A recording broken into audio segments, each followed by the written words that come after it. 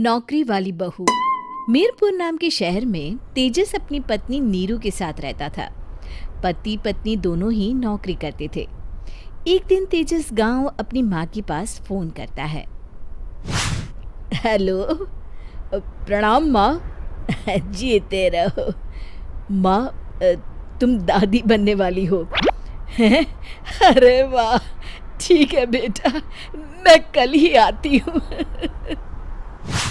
जब माँ जी शहर पहुंची तो बेटे बहू ने बहुत अच्छे से स्वागत किया। लीजिए माँ जी, चाय। अरे गर्मा गर्म पकोड़े ले आओ माँ के लिए। नीरू रसोई में गई और 2 मिनट में ही पकोड़े ले आई। जी ये लीजिए। बहू जादू से बनाए हैं क्या? अभी तो रसोई में गई थी। यम्मी। माँ जी, शीला रसोई में पकोड़े तल रही है, मैं बस लेकर आई।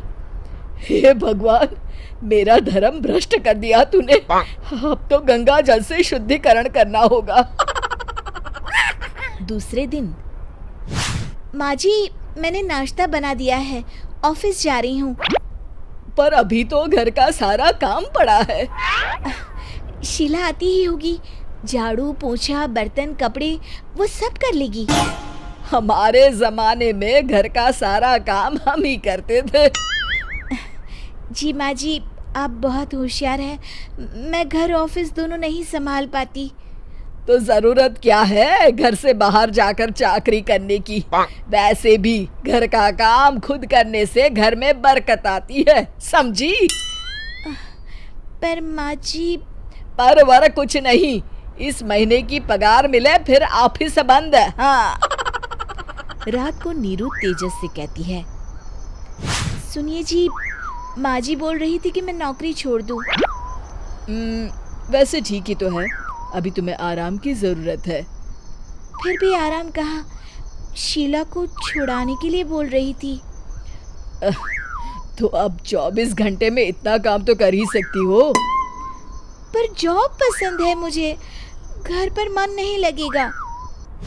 अगले दिन जब दोनों ऑफिस के लिए निकल रहे थे, मेरी तो कोई कीमत ही नहीं है इस घर में। माँ जी, आजकल महंगाई बहुत है, रहन सहन भी बदल गया है, दोनों नौकरी करते हैं तभी ठीक रहता है। अच्छा, तू कहना क्या चाहती है? मेरा बेटा तुझे बिठा के खिला नहीं सकता? तू ही इस घर का खर्च चला रही है, हैं? नहीं माँ जी, मेरा वो मतलब नहीं था। मतलब खूब समझती हूँ, ये बाल धूप में सफेद नहीं किए मैंने। हाँ। अब तो ये रोज का काम हो गया था। तेजस भी रोज की झिकझिक से परेशान हो गया था। एक दिन उसने कहा, नीरू, वैसे भी तुम्हें मैटरनिटी लीव मिलने वाली है, तो अभी से ही छुट्टी ले लो। पर क्या, मेरी सैलरी अच्छी खासी है। आखिर नीरू ने रिजाइन कर दिया। जब बच्चा हुआ तो घर में सब बहुत खुश हुए। कुछ दिनों बाद तेजस फाइल देख रहा था। क्या हुआ तेजस, कुछ परेशान लग रहे हो?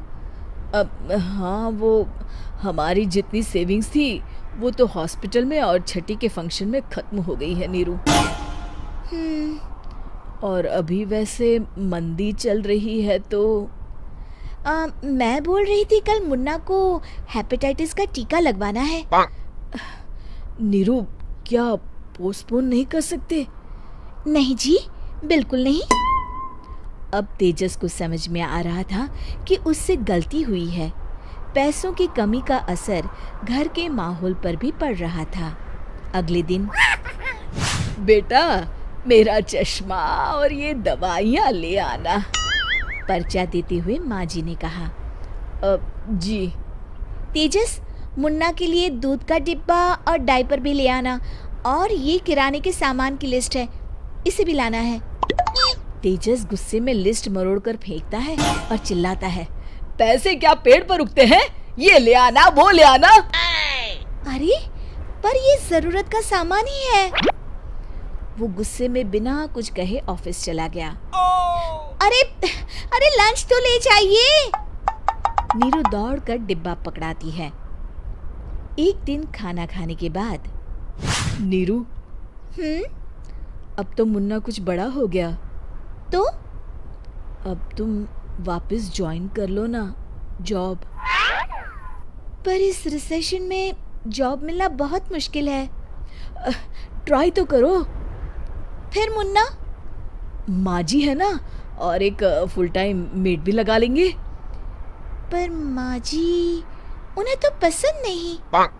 तभी माँ जी वहाँ आ जाती है और प्यार से नीरू के सर पर हाथ फेरते हुए बोलती है, अब मेरी समझ में आ गया बहू, पहले के और अब के समय में अंतर है।